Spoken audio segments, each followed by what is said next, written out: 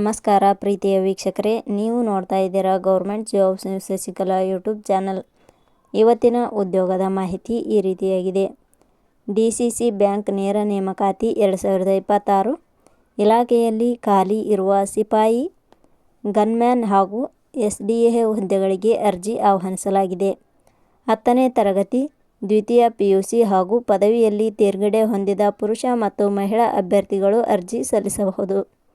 ಆಯ್ಕೆಯಾದ ಅಭ್ಯರ್ಥಿಗಳಿಗೆ 29,600 ರಿಂದ 1,15,650 ರೂಪಾಯಿ. DCC ಬ್ಯಾಂಕ್ ಇಲಾಖೆಯ ಹುದ್ದೆಗಳಿಗೆ ಆಸಕ್ತಿ ಹೊಂದಿದ ಅಭ್ಯರ್ಥಿಗಳು ಈ ವಿಡಿಯೋ ಕೊನೆಯವರೆಗೂ ನೋಡಿ ಹಾಗೂ ನಿಮ್ಮ ಸ್ನೇಹಿತರಿಗೂ ಶೇರ್ ಮಾಡಿ.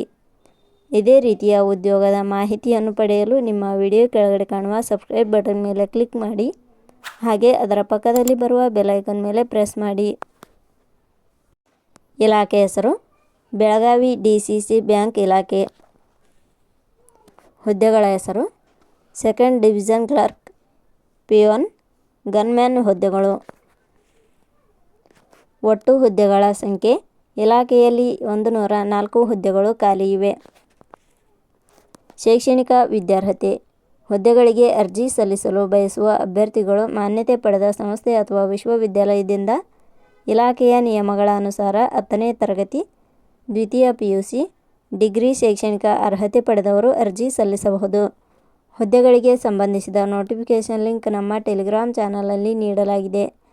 ಅಲ್ಲಿಂದ ಡೌನ್ಲೋಡ್ ಮಾಡಿಕೊಂಡು ಹೆಚ್ಚಿನ ಮಾಹಿತಿ ತಿಳಿದುಕೊಳ್ಳಬಹುದು. ವಯೋಮಿತಿ.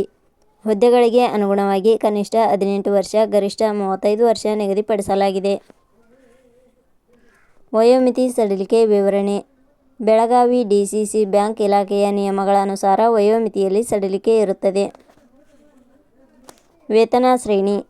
ಆಯ್ಕೆಯಾದ ಅಭ್ಯರ್ಥಿಗಳಿಗೆ ಇಲಾಖೆಯ ನಿಯಮಗಳ ಅನುಸಾರ 29,600 ರಿಂದ 1,15,650 ರೂಪಾಯಿ ವೇತನ ಶ್ರೇಣಿ ಇರುತ್ತದೆ. ಅರ್ಜಿ ಸಲ್ಲಿಸುವ ವಿಧಾನ. ಹುದ್ದೆಗಳಿಗೆ ಅರ್ಜಿ ಸಲ್ಲಿಸಲು ಬಯಸುವವರು www.jobsexplain.com ವೆಬ್ಸೈಟ್ಗೆ ಭೇಟಿ ನೀಡಿ ಅರ್ಜಿ ಸಲ್ಲಿಸಬೇಕು. ಆಯ್ಕೆಯ ವಿಧಾನ. ಹುದ್ದೆಗಳಿಗೆ ಅರ್ಜಿ ಸಲ್ಲಿಸಿದ ಅಭ್ಯರ್ಥಿಗಳನ್ನು ಇಲಾಖೆಯ ನಿಯಮಗಳ ಅನುಸಾರ ಸ್ಪರ್ಧಾತ್ಮಕ ಪರೀಕ್ಷೆ ಹಾಗೂ ಸಂದರ್ಶನದ ಆಧಾರದ ಮೇಲೆ ಆಯ್ಕೆ ಮಾಡಲಾಗುತ್ತದೆ. ಅರ್ಜಿ ಶುಲ್ಕ. ಸಾಮಾನ್ಯ ವರ್ಗದ ಅಭ್ಯರ್ಥಿಗಳಿಗೆ ಹಾಗೂ 2A, 2B, 3A, 3B ವರ್ಗದವರಿಗೆ 1,000, SC/ST ಅಭ್ಯರ್ಥಿಗಳಿಗೆ ಹಾಗೂ ಅಂಗವಿಕಲ ಅಭ್ಯರ್ಥಿಗಳಿಗೆ 500 ರೂಪಾಯಿ. ಉದ್ಯೋಗದ ಸ್ಥಳ ಕರ್ನಾಟಕ. ಪ್ರಮುಖ ದಿನಾಂಕಗಳು.